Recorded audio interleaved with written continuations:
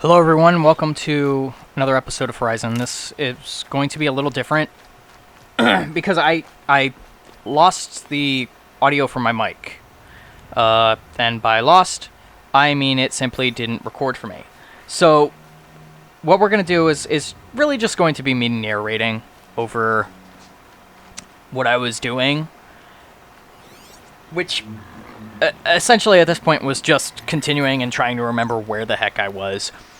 After a point of where I was just running around and collecting a bunch of items, now suddenly I was running around with a bit more purpose, like gaining more metal scraps and working on completing some errands. So at first I was so focused on getting a particular mission done. So, as you can see, I'm just going around going, okay, well, let's not get too damaged, considering the fact that we are still on hard mode. So, look at our map and get rid of that fucking waypoint that was really distracting. Override them if I don't spook them. Then we can just go for a little fucking swim. Relaxing in that. I guess it's kind of snowing, lightly. There's this difference where it's like you can see how green one area is and then how snowy the other is, and it's kind of pretty. And then like the effects of the tech here, the engine's fucking beautiful. I think I've said that almost every episode in which I've played this. And there I am fucking up my shot, and then nope, it was the next one. Oh, paralyzed it. I don't remember doing that, but whatever. And I only did this yesterday. I had to peace out because I had work next. Oh, and I killed it like at the same time it was on me and hit me. You know, like there was Transformers War for Cybertron back in the time. Like when you could play that game online in competitive, they had this very common occurrence. Not on purpose, mind you, but it just happened to be very common in the game for people to be playing against each other in this multiplayer Transformers game and melee each other at the same time, or close enough to the same time that the game kind of takes lag into account, and both players melee each other to death simultaneously, and you just both die. And it was just one of those things that was just so fucking funny. And I think it was really, really funny the first time. And then it lost some of its humor the more often it happened, but it never became unfunny. It was one of those things that still you would find humor in just because it was still enjoyable. And, maybe one day. I mean, granted, the multiplayer's not around anymore, but War for Cybertron was a very good game. And so was Fall of Cybertron. That Grimlock segment was really, really fucking enjoyable. And then playing Grimlock in Transformers Devastation was fucking dope too. The whole Transformers Devastation game was really good, but it was really weird to have loot implemented into a Transformers game. As much as I like loot, it felt out of place. It was enjoyable, but I mean, you're playing a really fucking fast-paced Transformers game, which never happened before. And then suddenly you had to take a bunch of numbers into account. It was pretty strange, but the combat was fucking amazing. But because Activision didn't renew their Transformers license, War for Cybertron, Fall of Cybertron, Devastation, what was that Spark game that was based off the movies? Rise of the Darkspark or some shit. That game I never got a chance to get, but I don't think I would have played it anyway. But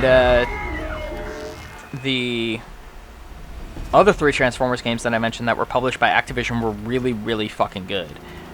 And it's unfortunate that they're unavailable now. Activision has a tendency to, if they ever get licensed games, they will release a game like just before their license ends. Like they did that with Deadpool. Deadpool was out for, I want to say, like maybe a year, maybe just under that, and then it got pulled from like all digital retails because their license fucking expired. And then there was the same thing happened with Teenage Mutant Ninja Turtles: Mutants in Manhattan, which was from the same developers as Transformers Devastation. So that was kind of weird.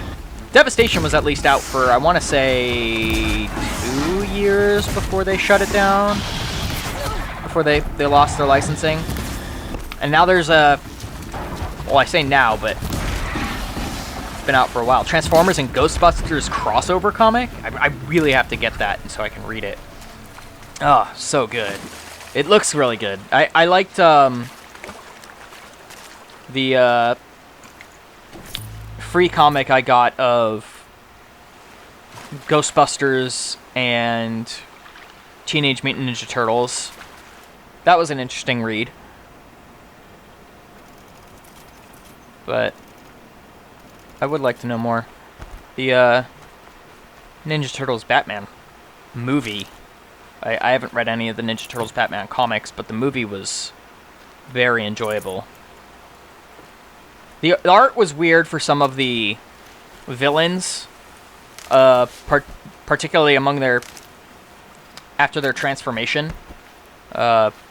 Spoiler for those who somehow didn't expect this, but a lot of Batman villains basically purposely grab the ooze to mutate themselves. And some of the villains don't look great.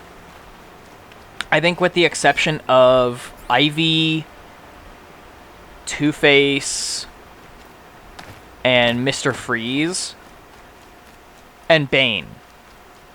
They... Like, the Joker doesn't look great, and Harley doesn't look great.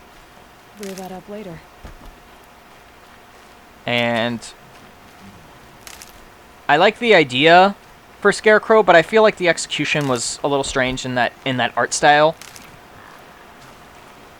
The art style is all around still good, but it was just kind of jarring to see the Batman villains affected by the ooze in that style. Because I think sometimes there's styles of art that when you animate things, it looks strange. And obviously Scarecrow becomes a crow. And it was very odd to have Bane become a tiger? Or no, he was like a leopard or something. And that was odd because he's a wrestler. So it's like, what? Even then, what can you associate with a wrestler?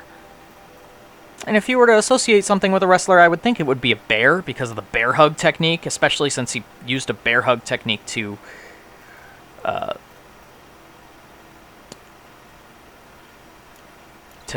stun Batman and then break him over his knee for the Nightfall arc, which was an amazing Batman arc. But I would think a bear, but because I guess they already had Mr. Freeze as a polar bear, why would they want to make another bear?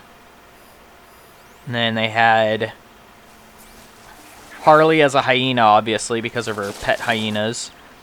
But I feel like there was a missed opportunity with Joker. I understand why they did it. They turned him into a cobra. And I understand why they did it because of the smile with the fangs can work really well. But that can happen with a lot of other animals too. And when you see him from behind, you can see that he has a smile on the back of the cobra hood. And that was really cool artistically. But the problem I have is that it feels like such a missed opportunity for Joker to be a snake instead of a bat, and then it would just that would throw Batman off more than anything. If you were to design it so Joker became a hysterical man bat, that would have been really fucking cool. And it would have fucked with Batman's psyche so much more. That would it would just be more interesting as a film to watch, I think, to see something really fuck with Batman that much. But it just, I don't know. I would say that's pretty much the only negative things I have to say about it. The voice acting was very well done. Troy Baker did a great job as both the Joker and Batman. And then you had Tom Kenny as the Penguin, who does not get mutated into a penguin, oddly enough. But there's definitely a lot worth watching. That made it worth watching anyways. I mean, watching Batman and Shredder fight each other was pretty fucking dope. Just two badass ninjas that are pretty fucking evenly matched. Was and in that very crisp animation was excellently done. There's a lot of good blend of humor, and it was still dark, much in the way that The Dark Knight is. Highly recommend it. Good hunting. I mean, DC has I've brought you the boar skins. some and really lucky ring. really well animated movies. I would say that their Thank you. Of course. animations are Where did you find it? really on Halfway point down a compared boar's to Not so lucky for the boar. the animations I think I'll of wear it around my neck from now on. Marvel. I haven't really watched any of the Marvel TV shows, though, to be fair, aside from Ultimate Spider-Man, which left a terrible taste in my mouth. Fucking awful. I liked Avengers Assemble, the TV series, before they rebooted the Avengers TV series. And I liked Wolverine and the X-Men. I liked Spectacular Spider-Man. There were some good things before Disney started overseeing like all of it. Because I couldn't get into Ultimate Spider-Man, as I said, and because of it I just haven't watched anything else. But I've been thinking about trying Guardians of the Galaxy. Or, what were some of the others that they had? Because I feel like a lot of them can't really compete with the 90s series. Like, the 90s Iron Man was really good, which had, the,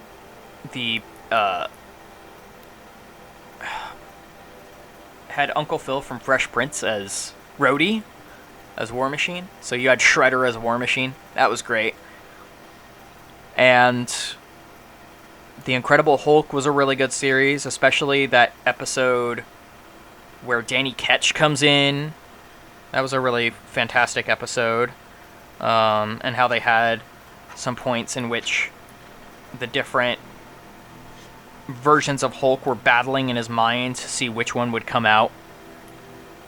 The 90s X-Men, probably the best X-Men animated series. Evolution was good though, but and Evolution was the debut of X-23, so that's another positive out of that show. It was interesting and fresh because it was just a different interpretation. It was like a completely different world, like how you have Earth 616, which is the original comics world, and then you had the Ultimate Universe. I don't remember what number it was, but that sort of thing. It's great. It's fantastic and enjoyable in that regard. And the Spider-Man 90s series, the man, even the first episode has pretty much everybody hooked, because like You go in, and it's immediately like, oh, there's Peter Parker, and he has to fight the lizard. Like, it's so fast, but, like, it's great, because you catch on pretty quick. I wasn't a huge fan of Spider-Man Unlimited, though the costume was pretty interesting.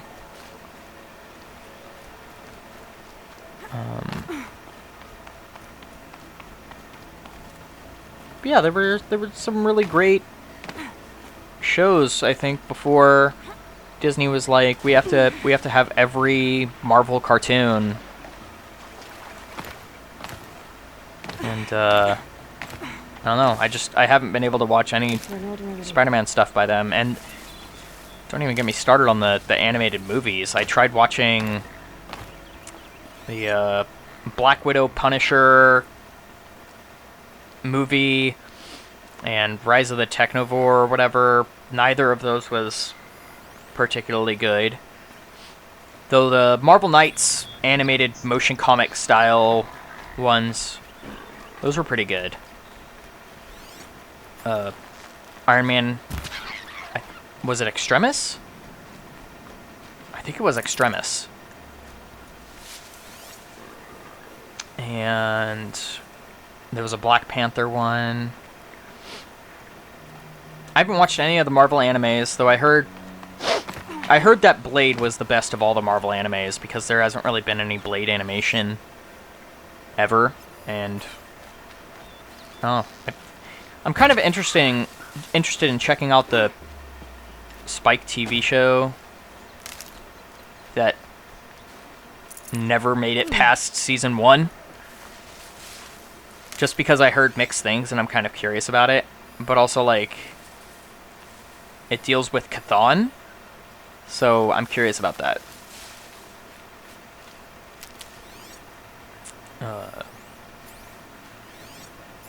Anyways, I've been keeping up in the MCU, cinematic universe, as best I can. And as a whole, I think the MCU is pretty strong. You know, it has its ups and downs. And there are good movies, there are bad movies. Age of Ultron, Iron Man 2, Thor 2, Incredible Hulk. You know, there's some bad ones, but there are also good movies, and even then there are good movies with bad moments and bad movies with good moments, you know. You'll watch a movie that's just like, it'll have a moment where you go, "Oh, that was awesome!" but at the same time you're also like, that still sucked. So, yeah, go ahead and leave a comment in the comment section below which Marvel hero you'd want to see in the MCU pretty soon. I'm hoping for Mark Spector. I want to see Moon Knight, and if you can think of it, who would you cast as that character? Me, I'd probably cast Sam Witwer as Mark Spector, and I want to see Kraven the Hunter as a villain. I'd cast Joe Manganiello, who was he was Flash Thompson in the Sam Raimi Spider-Man. That was good. Yeah, anyway, thank you all so very much for watching this narration.